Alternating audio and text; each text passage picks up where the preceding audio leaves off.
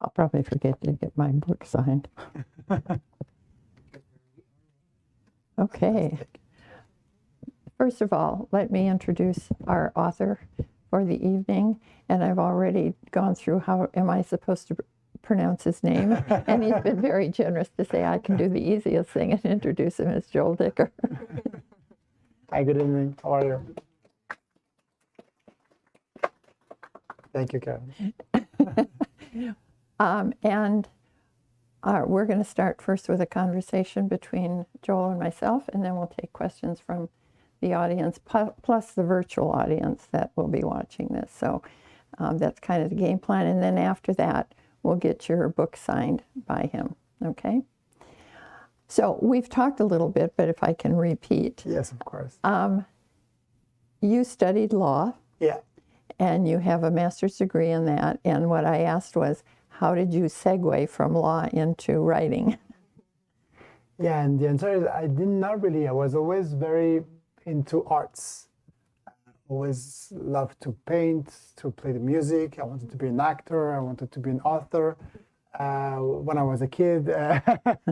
And you know, when you have too many options or too many things you want to do, sometimes it's difficult to make a choice. And I also had the feeling that I know that at some point in my life, maybe I would be pleased to have a diploma and to have something in my pocket, like a safety net, in case my artist career was not going anywhere. And that was not coming from my parents at all. They were very supportive to whatever I wanted to do. And all they asked for me was to do it in a very serious way. Like whatever you do, they were telling me, whatever you do, be happy and be serious in what you do. But it was really coming from me that I had the feeling that maybe I will wake up one day and have the regret of not having a degree in anything. And I also had the feeling that I had to do this very quick. After my high school, I was not a great student, and I had the feeling that I had to get done with it, have a degree, and then that I will feel free to do whatever I want. And that's what I did. And that's what I did. But then I had my degree, and I also had to make a choice between being an actor or a painter or I don't know what. And the thing is, I'm terrible at drawing. I love to do it, but I'm not good at that. So it was like, that was not out of the question for sure. Acting, I tried, and I realized that I was not into acting enough. I was like, okay, it's fun for an hour, but I can't commit to this. So I was out too. So it was about being a musician or being an author. And I was playing the drums. I was playing in a band. I enjoyed it a lot. But the thing when you play the drums is you need people with you to play music. Because it's just like boom, chak, you know, you need like all the rest. And I had this band, and it was fun, and I really enjoyed it. But like the other people in the band were not super keen to rehearsal all the time. And I was like, really wanted to do that 5 times a week. And I was like, okay, maybe once a week is already a lot. And it was very frustrating for me because like I really wanted to be able to do this as much as I wanted. And this is how I realized that maybe I should do something that I can do by myself. And the only thing I was able to do by myself was to write. And this is how I shifted from law to acting, to painting, to music, to finally being an author. Sounds good. What a journey. One thing I was going to ask you too, and I don't know what the time frame is around this, but it was before you wrote one of the books. You had already written some. And so before finishing that next one, you looked at how people had criticized, what critical remarks they saw, and examining your own style. Can you talk a little bit about that? Yeah, I think you referred to the first critics were terrible to my books. Oh. Yeah. But it's life, you know. The very first... No, I think you refer to 2 things. What you mean, I'm sorry. The thing in Europe is you don't have an agent. You write your book and then you send the manuscript of the book to a publishing house or to many of them, and you await an answer. And that's what happened at first. So I wrote my first book. I sent it to 20 publishing houses in Switzerland and France. And I started to receive the answer. Everything was like, no, thank you, no, thank you, no, thank you. But but I was really keen to take notes of what they will tell me, like what was good and what was not, trying to understand what I was trying to do. And I've been doing that I did that for like 6 years and 5 books, all rejected. And I think it was for me a very important step to understand what I was trying to do. And it was among those years that I realized that what I wanted to write, I mean, I became an author because I love to read, but I love to read fiction. I love to read like novels. I love to have a story that is an invented story and that will take me out of my actual life to another life, which is the life of what's in the book. And I realized that maybe what I was trying to do at first was trying to be too much of, I don't know, French intellectual, whatever, and not enough of an entertainer. And I wanted to, as a reader, it's personal. Everybody reads for his reason, but me as a reader, I want to be entertained because we have enough stuff in life from the news and the newspaper and internet that is bringing like worries and sufferings. Like when I read, I want to be entertained 100%. And I realized that that's what I had to do as an author. And I really shifted in my way of doing what I was doing. And I really went to what I was doing to very obscure whatever to actual fiction. And after that, I kept on, after the books, my first books went out, I kept on really reading the critics and everything, as you mentioned. And that was also to keep what I was doing before, which is like trying to understand what I can do better. Because especially in Europe, I know here in the States you have some writing class and writing option, and there's something about writing that we don't really have in Europe. Like if you want to be an author, there's not a writing school that you can attend. There's not much to do but just to write, which is kind of weird because being an author it's something that can be seen as a job, as being a doctor or being a journalist or being a professor. But if you want to be a doctor or journalist or a professor, you can go and follow like something, a school or a path or a cursus that will give you the tools to become a doctor or a professor or a journalist or whatever you want, or a nurse. But if you want to be an author, you just have to write. How do you write? That's a big question. There's an article in the New Yorker this week, the September 19th issue, and of course I got it 5 minutes before I had to leave, so I only know a bit of it. But it was a woman author, and she said, you can't teach writing. It's like having a contract with yourself. Does that make sense? Go. Yeah, absolutely. Well, you can't teach. I agree with that because it's something that's whatever you do as an author, or whatever I do as an author, I'm trying to understand now that there is a specific craft of being an author. There is like, the more you write, the more you understand what you're doing. So you're discovering your own way of writing, but it's very personal. It's about myself. What I mean is like maybe the way I do will not work for you. So it's very difficult, for instance, when people come to me and say like, how should I write? I want to write a book, what should I do? It's very difficult to give any advice because it's so personal, and whatever I do for myself might not work for you. And usually the only advice I can give is like, ask a question to this person and say, do you really want to write a book? Because sometimes I have people coming and say, I have this story, it's fantastic plot. I've been working on it for the last 2 years, but I'm only at 20 pages, I can write more.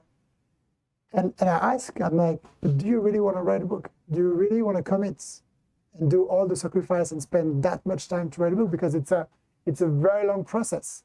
And sometimes we can have a great plot, but we don't really want to write a book. And sometimes I say, like, as I say, it's like a good book or a book doesn't start with a plot. It starts with like willing to be writing a book. And that's already something. That was something that called to mind. Another quote, again, I don't know who said this, but she offered that when you decide to write a book, you're putting yourself out there. You're inviting the critics to adore you or not so much kind of a thing. And my thought was, if you write for the critics, then are you really writing what you want? But I don't get the feeling that you're writing for the critics. You were trying to learn something. Yeah, I mean, the difficulty when you write, in general, if you're an author, whatever you publish or not, or you're read by 5 people or millions of people, the difficulty is to get the right feedback on your work. And it's something very important because when you write, you want to do something. Like when you cook. When you cook, you want to cook something and you have something in mind. And would it be good? Would it be the way you want it to be? You never really know. And you can taste yourself and try your recipe, and you just try this chicken just out of the oven, and you feel maybe it's like salt, or maybe it's a little too dry, but you're not sure. And so you need someone, you need an advice, you need a feedback, and someone will come, and you need this person to be honest. And in cooking it's very hard because it's delicious, but you never really know. And it's the same. And I think that feedback, honest feedback, whatever you're writing for yourself or for millions of people, having an honest feedback is so precious because it really helps you getting better. Because in the end, that's what matters. I think it's not about being perfect or being amazing. It's really about how can I improve.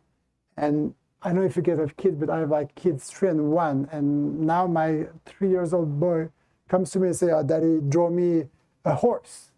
And so I take a piece of paper and I'm like, and I see the horse in my head. And I see exactly what I'm about to do. And at 1 second before I put the pen on the paper, this horse is absolutely perfect. It's a magnificent horse.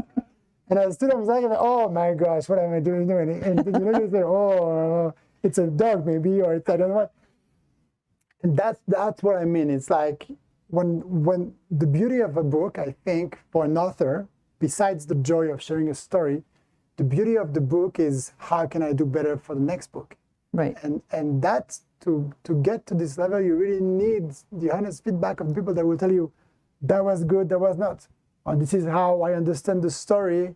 And this is also very big help to me is when people like talk about my book and say, oh, I really love your book because of this and this and that and this character. Like, oh, did I really try to do that? And I realized that between what I've tried to express through a character or a situation and what people got, there's a gap. And what is exciting is what is next for me is how can I fill this gap and how can I get closer to what I'm trying to say and what will people get from the story. I know that authors like Michael Conley and Lee Child, they had to write 6 or 7 books before anyone even knew who they were. And so you have to have a lot of determination, I would think. And what authors do you read? Which ones do you like? A lot of them. It's I should say that when I was younger, I really started to really love reading stories through a French author named Romain Gary, which I think is not translated in English. I don't think so. And that's really like got me into stories. And then, when I was like a teenager, I went through the Russian classics, which was for me a fantastic thing of what can happen in a book. The feeling of opening the story. I think of War and Peace, for instance, which is something that I was too young to understand the whole story, and I was getting completely confused with who is who. Wait, because it's the same name, so wait, it's the daughter or it's the sister, it's what? But I was still hooked by the story. I was still feeling the smell, the colors, the other, everything. It was such a strong feeling that was for me something that I didn't have before. And then I started to read the American classics, Philip Roth or Steinbeck, Paul Auster, and which I put in the classics too. And it was also something that was for me a big step in the way of telling a story, that is very specific to here, and that we don't really have in Europe sometimes. power of the story, and when sometimes the story, it's about the story, not about how you tell the story. My daughter gave me for Christmas a subscription to this thing called Storyworth. And every week you get a question. And I think this question is, have you ever met anybody famous or well-known? I haven't written that yet. And I guess by the end of whenever, they put it together in a book, which I think is kind of a nice idea. I'll tell you what once they finish the book and let you know if that was half as interesting as I thought it would be. I will confess as I confessed to you, the first time I opened the page to this book, I started reading it and I thought, well, the narrator is Joel Dicker. How can that? Maybe this is an autobiography, or something like that. And then he talked about how important the gentleman that the book is dedicated to. Mm-hmm. And so I thought, I must be reading this wrong. So I went back and started again. But I kept going, and it did make sense. And I asked Joel earlier, because there's a sentence there's a picture in the book. When I say picture, it's in my head, where once he gets a story, the rest of the world just goes away. He forgets the girlfriend's birthday. They have a dinner date. He can't even remember asking her. So would you talk to that a little bit about how your whole world can be this one thing? Yeah. A few words maybe before about what you just mentioned about what's in the book and the Joel in the book and me who's here. The thing is, what happened is I started to write this book. That's the real life. A few days after my publisher in Paris passed away. He was a very old man, Bernard de Fallois. He was 92 years old when he passed away. But he was a very important man to me. He was my first and only publisher. He was the one who really believed in my work. He was the one who built all the success of my work in France. And after he passed away, I really wanted to write down a few stories about him, the memory I had with him. And I did that. And then I was like, but I really want to share this with the readers, with my readers, because it's thanks to this guy that I have my books all over the world. And I realized quickly that those memories just put together was a bit dry. It was like, it was not going nowhere. It was not what I wanted to do. And I was like, maybe what I should do is I should mix those stories into a novel and intertwine those two stories. And this is how I thought of this novel, which is actually, a few years later, it's an author who goes into a hotel in the Swiss Alps for vacation, and when he arrives, he's given a room where he realizes there's something wrong with the number of the room, and he investigates about that, and he realizes that a murder happened in the room a few years before.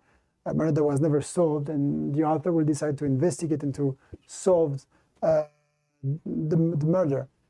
And sometimes in the book, the author just stops the investigation for a few minutes, just stop and stare, and a few memories of the past comes to him, and it's about his publisher. And this is when my true memories of Bernard arrived. So I was like, but wait, because there's maybe 5 or 6 moments like that. It's very few moments in the book, but I was like, I need a coherence between those moments and the novel. And this is why I decided, as those moments are actual, real moments of Bernard and Joel, I decided to keep Joel as the name of the author in the story, in the novel. But the Joel in the fiction is not me, if you get what I'm trying to say. Convince me. And and about just what you mentioned about the fact that, yes, it's true that sometimes where you're working on a project and you have an idea and you're a new plot, it takes away everything else. And it can be like we're having like a fantastic dinner with your friends and having what's supposed to be a fantastic time and having fun and still being not really enjoying the moment because you're in the novel, you're in the story, and you're trying to put the pieces together. So, but wait, this guy does this, and happens that, and what happened next? And it's, on one hand, it's very enjoyable because it's a very strong feeling. Mm-hmm. And on the other hand, it's very sad because you're not like enjoying the moment, but it's okay. Well, and when, can you give just an overall picture? Like, okay, so they discover the room number Yeah. confusion, but there's also the important story of who's going to get the bank. Yeah. Do you want to talk a little bit about that? Yeah, so it's a story about, in this hotel in the Swiss Alps, every year for a weekend, there's a bank from Geneva. All the staff, all the people from the bank goes into the hotel. They take over the hotel for 2 days. And it's the annual moment of the bank where they give all the results, they give all the promotions, they say goodbye to the people who are leaving the banks.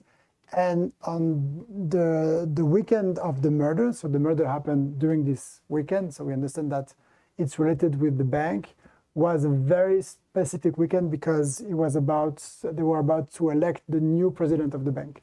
And the former one has passed away a few months before that. And it's customary that the new president will be elected on that weekend. But it's also supposed to be the son of the president who becomes the son, because it's a family-owned bank. But for the first time in the history of the bank, the board of the bank is assuming that maybe it's time for a change, and they have an outsider who seems to be better to take over the bank.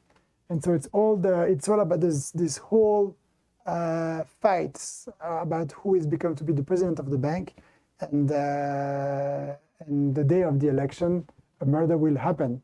I'm not telling you what's next. No. What I can tell you is just a few words about how I work. I was telling you about any author has his own way of doing and writing. What I do is I don't have a plan. I never plan my plot before. So when I start to write a novel, it's about the pleasure to write a novel, but I have no idea of what will happen in the story. I have no idea, and I discovered the story as I read the story.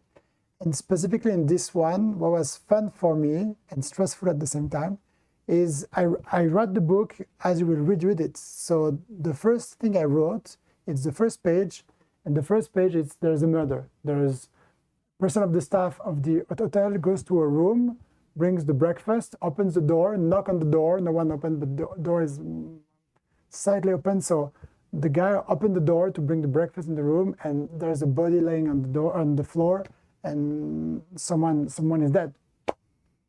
That's the first thing I wrote. So I was like, who is dead? I don't know. I have to start this story. And so I'm starting to write the story, and I'm starting to think of the bank and blah, blah, blah, and the big weekend, and this guy and the son, the outsider, and I'm starting to having this character coming in, and now I need to make a choice. Like, it to be this guy or this woman or this one, and I can decide. I don't know, and I'm like, no, but I like this guy and I like this one. And I should keep this one, and I don't know, and I'm still working on the book. So there's like I'm going on into the story, and I still don't know who died. And the thing is, you know the name of the victim, I think half of the book, after 300 pages. Yeah. Well, the same for me. I was like, oh, finally. And it was enjoyable at some point, but as I said, at some point I was like, man, I need to make a decision because it needs to be someone that the reader have met already. It cannot be after 300 pages, because the more you get caught into it, the more you're like, okay, but now I cannot add, after 300 pages, I cannot add a new character now, because the readers will be like, what is this? You know, it's like, it's you're betraying us, because we were expecting, if we've been waiting for so long, we want a treat, and the treat will be that we could have known before, and that, or the victim is here under our eyes, you know, like. So I had to make a decision. It was very stressful in the end. Well, I think one of the things that really kept me going on this book is you always started leading it in one direction, and so the reader is thinking, oh, well, this, you know, you're kind of assuming a few things, and then you segue into something else. And so you keep reading, and kind of like you were talking about. And also it uses different time periods. You're 15 days before the murder, 14 years before the murder, and so it keeps going back and forth, giving it some context, but always keeping you anxious to see what comes next. Thank you. Yeah, sometimes people would say that I play with them, but I don't play with the readers. I'm with the readers because I have an idea of the plots, and then and I shift, and I think Yeah. that's what we realize, or what we saw, what we see in the book. I of course don't keep everything in the story because like it would be too much Sure. of like back and forth. But sometimes it's the way I lived it writing the story. Yeah, well, it works. Thank you. Sounds like it works very, very well. And the one thing too, one other thing I forgot to mention, it seems like a lot of these characters are imposters of one sort or another, and that their influence is for their own good, not for anybody else's. And in some ways, excuse me, some of the betrayals were surprising. I hadn't really seen that coming. So, I mean, there were all kinds of things that kept you going on this. It was just, it was, you know, the dishes didn't seem to be very important anymore. It was better to go back to the book. And so it went. Okay, is there anything else you want to talk about with the book? No, I don't want to spoil too much because I don't want to like receive like I don't know books in my head. You know, it's always difficult to talk about a book when there's all this like it's a crime story. You know? Yeah, yeah. But no, it was the last thing I can add is like it was very challenging for me to write this novel because I was born and raised in Geneva, where I still live. And all this story happened in Geneva and in the Swiss Alps, but like places I know, and places that I still live in. And the challenge for me was to be able to write a pure fiction in my reality, because sometimes, most of the time, reality and fiction don't go together because they're enemies. You know, like if you want to write a fiction and you try to check with the reality, most of the time it doesn't work. If I now want to write a fiction about, I know, the 1st of August 1957 in Geneva, and for the purpose of the plot, I need this day to be a bright day, sunny day, very hot day, and I write this book the way I want to write it, but then at some point, I don't know why, but at some point I ask Google, because I'm sure Google know, and I check on Google what was the weather on August 1st, 1956 in Geneva, and Google tells me, oh, it was a terrible day, like pouring rain. What should I do? You know, and this is why I say like sometimes fiction is fiction, not in terms of news, of course, or whatever, but I mean about the book, about the novel.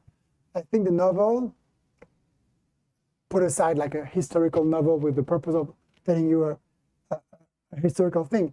A novel, a pure fiction, it's about the fiction. And for me, it was very challenging to be able to create fiction in Geneva, and for instance, to create this bank that does not exist, or to create a fictional street in Geneva, where I know Geneva, like, but there's no such street. And it was a good challenge. Okay, what's next? When can we look forward to your next book? What's next is it's a good question. I never really know. Next is a book, but as I don't have a plan, I don't really know what. It's very funky, you know, and it's a moment that I enjoy now. It used to stresses me a lot. It used to this moment where I don't know what it's going to be. Yeah. And I just have this thing that I want to write something, you know, like when you're hungry, you want to eat. Yeah. And you're all of a sudden you're hungry and you forget. I mean, you didn't have to cook for your kids or for your husband or for whatever, so you just forget the time. And all of a sudden you're hungry and you want to eat. So what do? You don't eat. You go to the kitchen and try to see what you have. You know, you see what I mean? So the first step is you're hungry, and when you're hungry, you want something. You know, most of the time. So you go and you open the fridge. And you look into the fridge, you're like, here, what, eggs or this or this. Maybe you will find something that will inspire you and you want to cook or you want to eat. Or maybe there's nothing in the fridge, so you go to a grocery store. And what do you do when you go to a grocery store and you want to eat? You buy everything, you know, like this and this and this. And besides of the food waste, it's when it's a good feeling when there's all these things that you want to do. So that's where I'm at now in a new book. It's very foggy. I have all these things I want to do, I want to tell, all this, but I don't really know exactly what. And it used to be very stressful to me because like, oh my gosh, I would never be able to write a book. But now I really enjoy this moment because it's a moment of pure freedom, because it's really like I see the blank page as not as a stressful moment, but as an opportunity to create whatever I want, and that's a good feeling. Terrific. Let's see about if there's anyone in the audience who has questions. Yes. I haven't read this book, so my question is about Harry Kubert. Mm-hmm. First of all, how did you decide to set a book in New Hampshire, since you're from Geneva? And did you actually write that the way you're describing your new book? Yeah. Because reading it, I felt you must have written it chronologically and then cut it up. No, I did not. I did not. It's so complex So in the chronology. thank you. So actually, Harry Kubert is and the two books after are set in the States for a very simple reason. I've spent a lot of time in the States. I had cousins in Washington D.C. and they own a summer house in the Maine.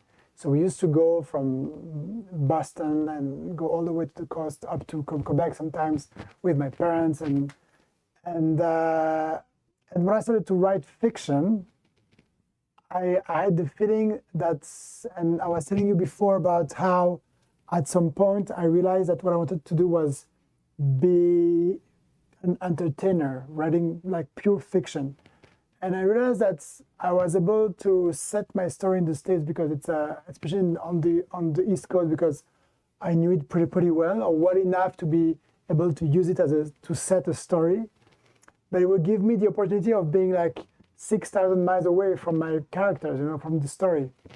And the distance was very good for me, because this distance was really allowing me to be in fiction. I was in Geneva, but I was writing a story happening in the States, and this distance was good for me. It was really like personal, this is how I did, this is why I set the story there. And this is also why at the point I was like, but I need to face the challenge, and I need to be able to write a fictional story in my hometown in Geneva. But you were able to keep this chronology?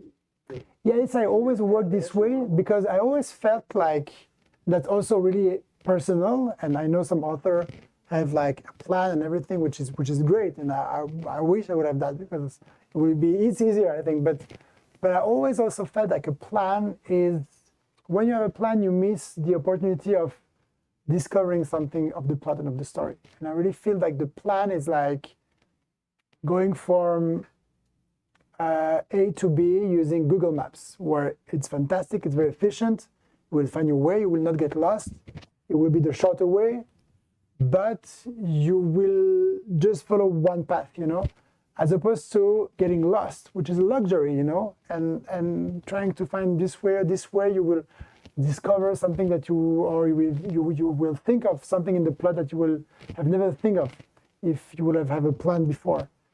And that's what I like. It's intriguing along those same lines. Most of the authors who I've come here, they often ask, how do you write and get the ideas?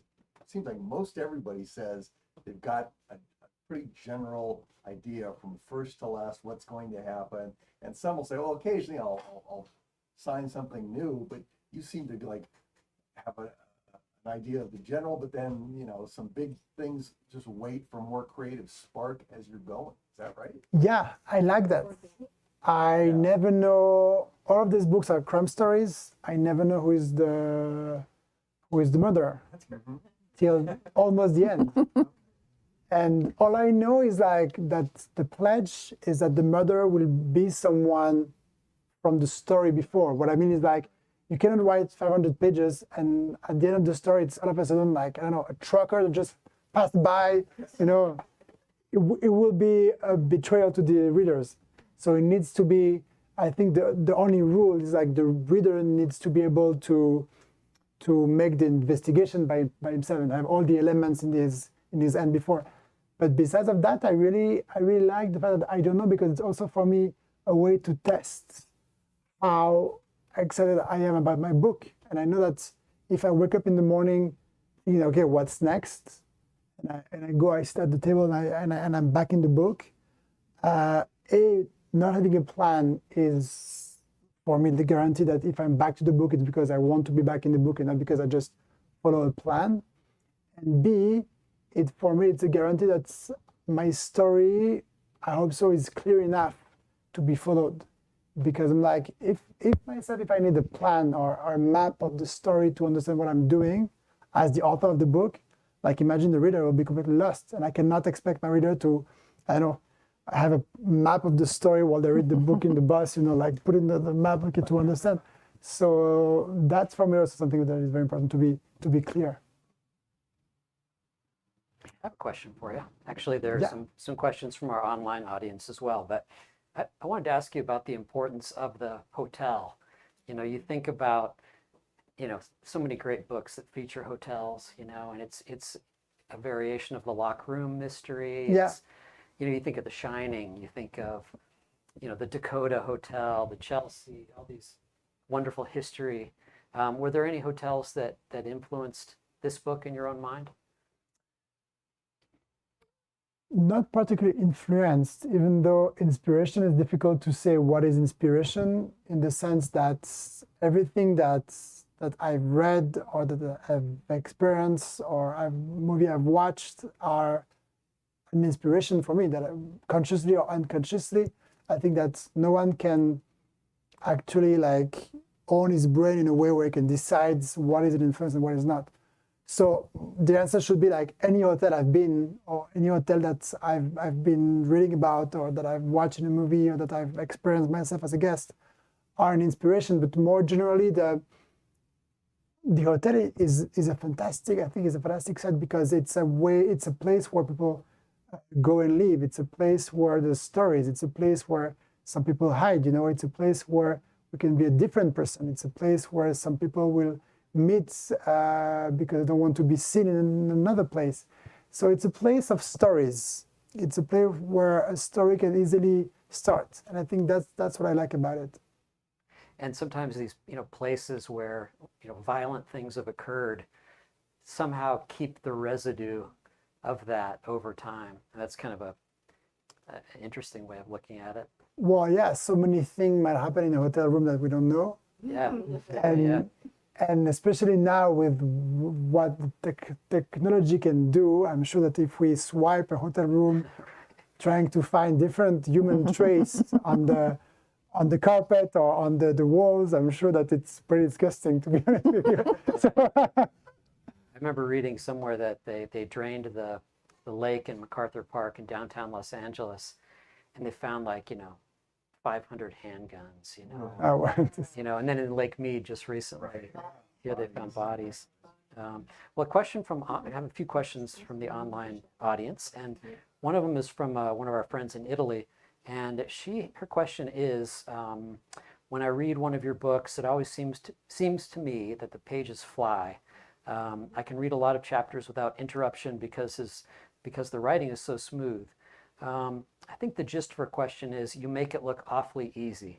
And it's about pacing, creating this pace. How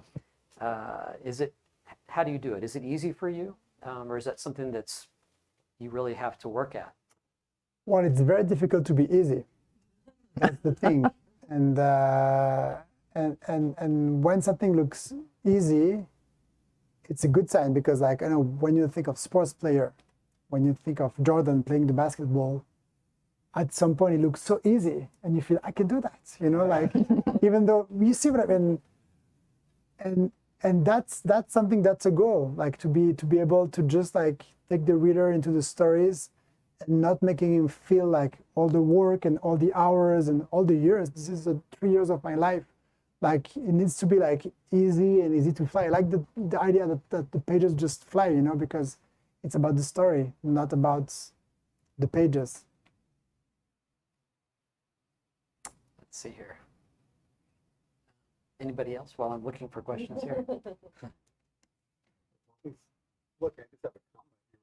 surprised when I heard you say that you find a blank page a challenge, and because the writers in your book find it frightening. Yeah, but the book is fiction.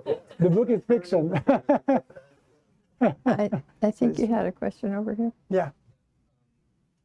This book is dedicated to Bernard de Valois. Yeah. So previous editor, mentor, and friend.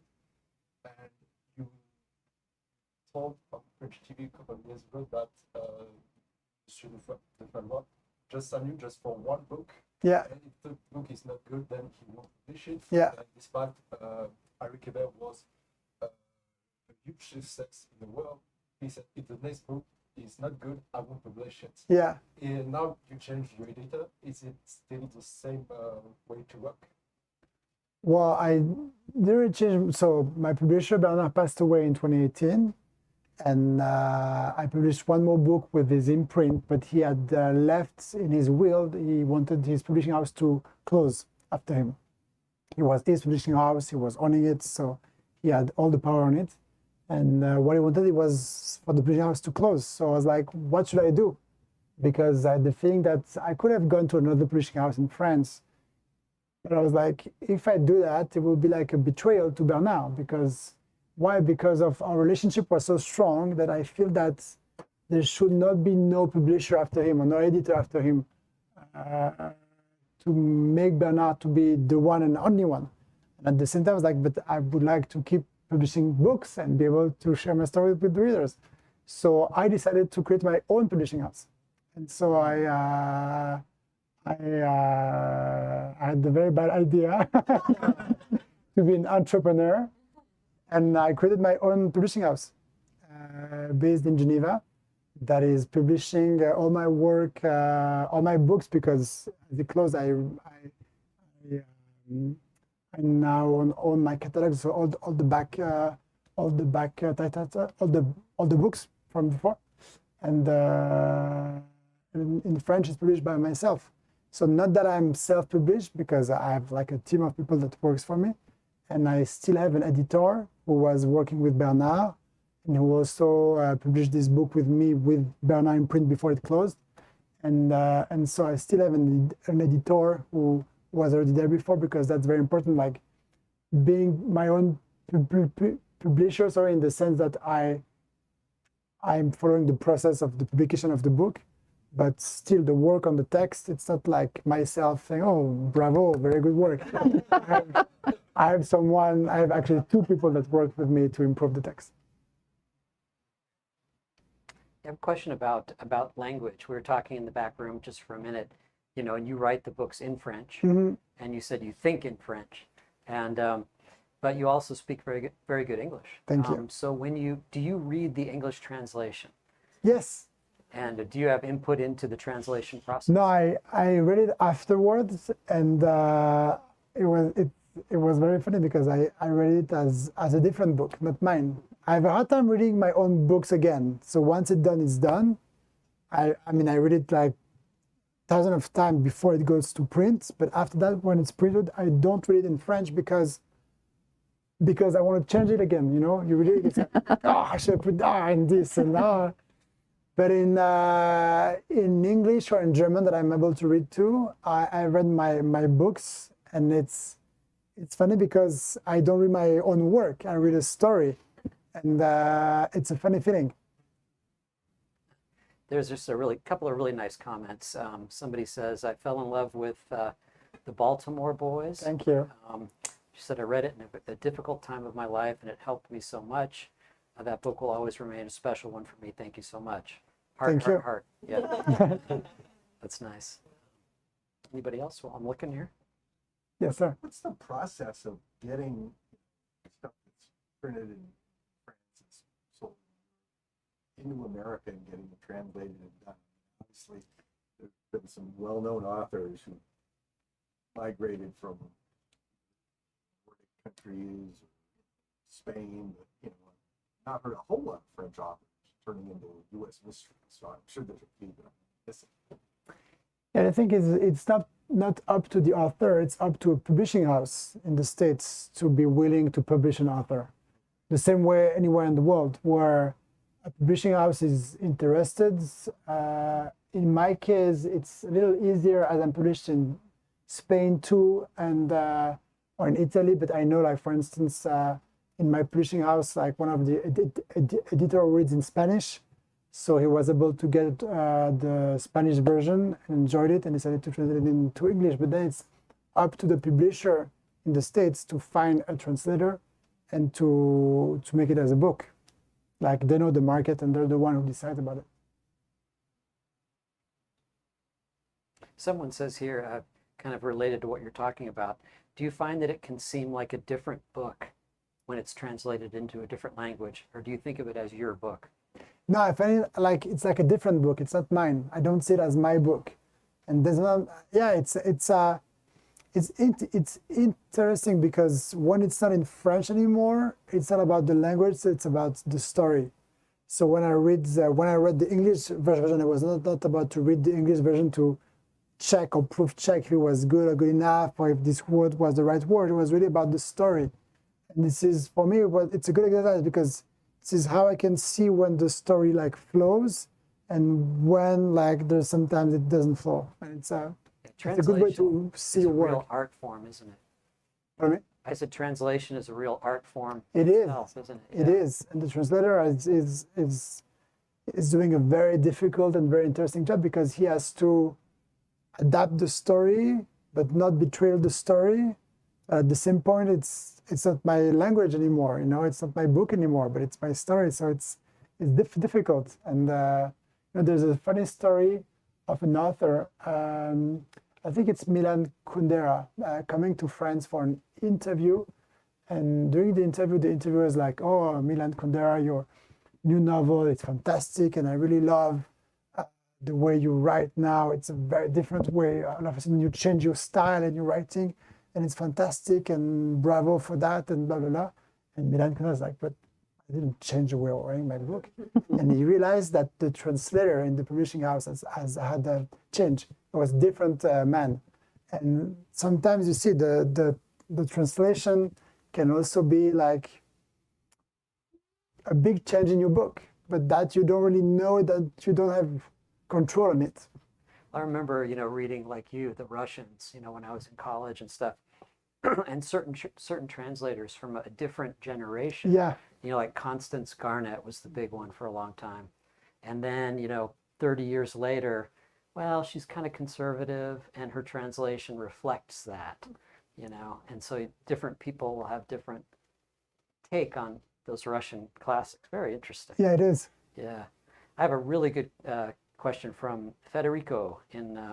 He says, "Hi, Joel. Greetings from an Argentinian living in Singapore." Interesting combination. Yeah. Big fan of your work. Did you finally have the chance to visit Buenos Aires following Bernard's dream to go back to his mom's homeland? I love your stories about him. How much did he make you a better writer?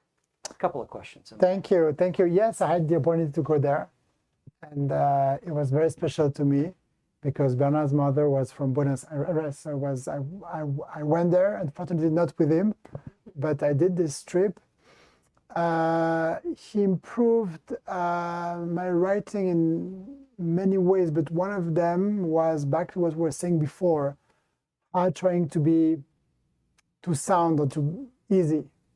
And that's the most challenging part, but to feel that the reader will not have to feel all the work behind the letters, just that it flows, And that, I think, it's a very important advice that he gave me that I'm trying to keep on with.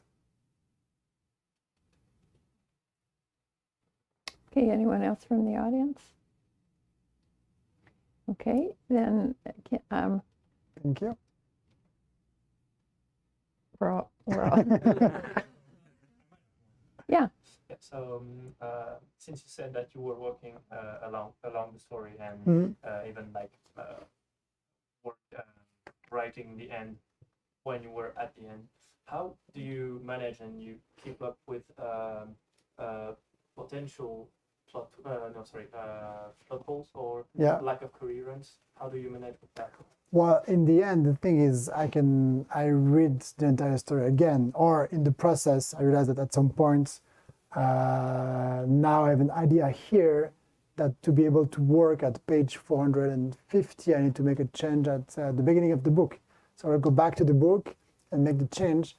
And of course, in the end, after the story is finished, I checked everything to make sure it works. The thing is it's like building a house without a plan, but having the opportunity of going back on the different floors, where you actually cannot do if you build a house and after the first floor you realize that you need to do something different, you have to destroy everything. But no, the thing is like I have the opportunity to go back and forth, which I use a lot. You know, one thing too I don't think we mentioned is there's some humor in this book too. I was very amused by this mother. Her name is Olga, and she has 2 daughters. And Olga, her only goal in life is to make sure that her daughters marry handsome, rich men. And so she makes all kinds of sacrifices because she doesn't have any money. And she makes all kinds of sacrifices to make sure they go out for an evening to the best restaurant where they're, you know, where they are supposed to meet somebody. And the oldest daughter is not too keen on this game. But that's a problem for the younger daughter because she's not supposed to get married before the older daughter. So anyway, that kind of adds some amusement to it. And then there's also the father and son. Sol is well, it's generous to call him an actor. He's a clown. But I mean, he really works as a clown. And his highest wish for his son is for him to become an actor. And he has a great belief in laughter in life. It's better than love. It's better than almost any other thing. So anyway, there are some light things in this. And there was one other thing I wanted to ask you too, because there are quotes in the book that really resonate with real life and people and so forth. Are those your quotes or? Yes, it is. I mean, I hope so. Okay, I would be in trouble otherwise. Okay. Yes, it's my work. I'm an author. It's my job. Okay. You know, when I'm living the story, I'm completely consumed. It's as if I was inside the book, part of the background. And then I realized that this was my chance to rebuild my life, to learn from my mistakes and live a life that was more in line with my expectations. I just think that's so true of so many people in life. My favorite one, though, was life is a novel whose conclusion we already know. In the end, the hero dies. The most important thing is not how the story ends, but how we fill the pages. For life, like a novel, must be an adventure, and adventures are life's vacations. Not sure I agree with that last line, but I like the one on how we fill the pages. I thought that was great. Thank you, Karen. Yeah, that was really, really something. So, did you get any more questions, Patrick? No, I don't think so. Okay, then can we get ready to get our book signed? Yeah. Thank you for coming tonight. Thank you very much. All right, folks, if you wouldn't mind just kind of folding up your chairs and putting them against the closest wall, that'd be great.